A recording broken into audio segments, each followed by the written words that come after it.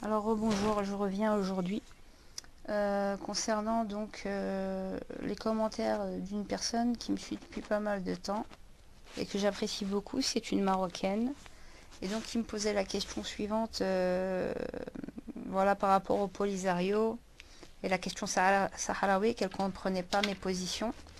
Et donc à toi What Else et à un autre Saber Solo qu'on a eu déjà eu l'occasion d'échanger quant aux élections françaises avec Asselineau et les autres.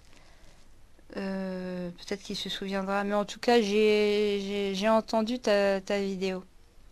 Alors, je vais te répondre aussi, je vais vous répondre à vous deux, à tous les deux, et aux autres d'ailleurs, sur ce que j'ai écrit. Et je pense que ça résumera pas mal ce que j'ai à dire sur la question du Sahara occidental et le Polisario. Alors, je vais vous lire. Je commence. Le déplacement Sahara occidental et Polisario. Le déplacement du problème en France et en Belgique cause des scissions entre les Marocains et les Algériens.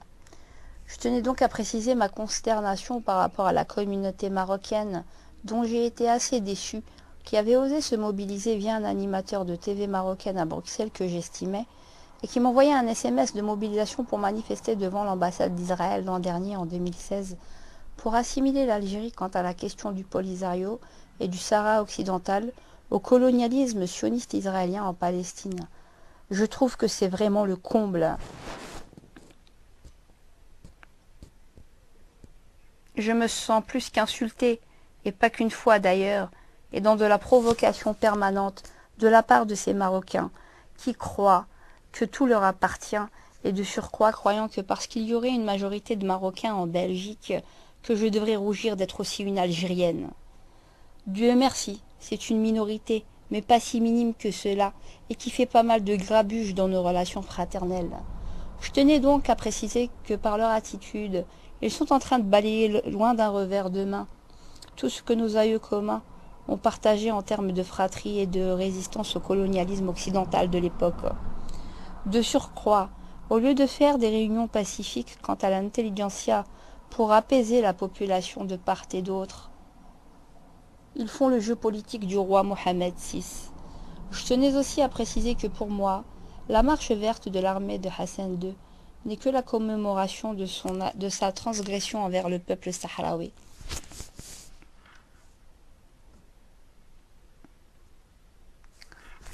Finalement, nous avons des Marocains qui sont prêts à nous parler de liberté que pour les uns, mais pas pour les autres. C'est encore un comble et un paradoxe sans nom. L'Algérie a soutenu par de l'argent et par les armes le peuple sahraoui au temps de Boumedienne. Le peuple sahraoui était pris en guet-apens entre les Marocains et les Maliens, qui avaient de bonnes armes fournies par la France coloniale et ont tout fait pour arriver à s'accaparer du territoire.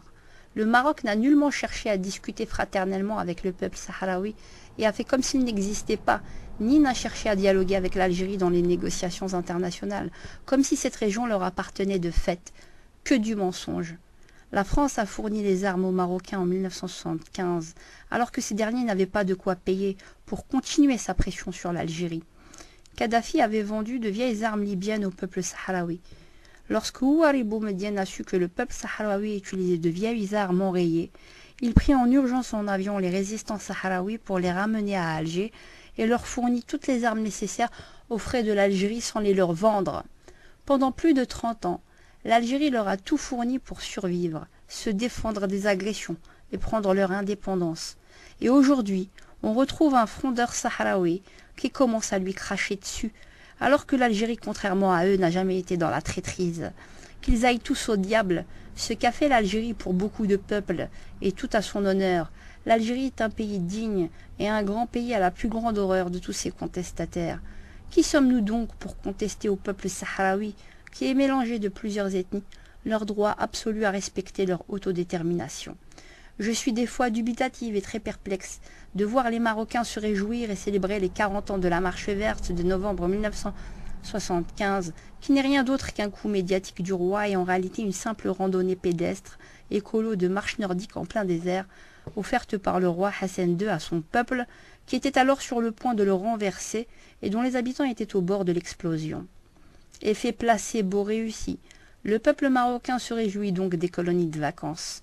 Il a utilisé le prolétariat marocain pour faire un putsch civil pendant que le peuple sahraoui se démenait bec et ongles. Les Marocains sont venus réclamer un droit colonial, alors qu'auparavant il n'y avait pas de frontières. On pourrait dès lors se demander qui joue vraiment les colons, sauf que maintenant on veut faire l'histoire, mais à l'envers. Le Grand Maghreb et toute son histoire est à réviser correctement. Le roi Hassan II persécutait ses habitants originaires du Maroc au point de les avoir poussés à se réfugier en Algérie. L'Algérie n'a rien à y gagner, si ce n'est sa posture traditionnelle pour la liberté de tous les peuples. On ne peut que quand même pas lui reprocher cela. De plus, je m'excuse auprès de mes amis marocains que j'estime, mais cela ne m'aveugle pas au point de me taire face à l'injustice et à toutes les insultes auxquelles on a droit. Hassan II a été un tyran avec son peuple et n'a pas hésité à vendre la résistance algérienne à l'armée coloniale. Son propre père, qui était pro-Algérie libre, en était honteux.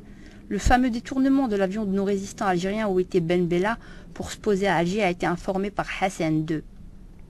On peut avoir tous les défauts du monde, dire que les Algériens sont des vrais tordus et critiquer l'Algérie en long et en large sur pas mal de points.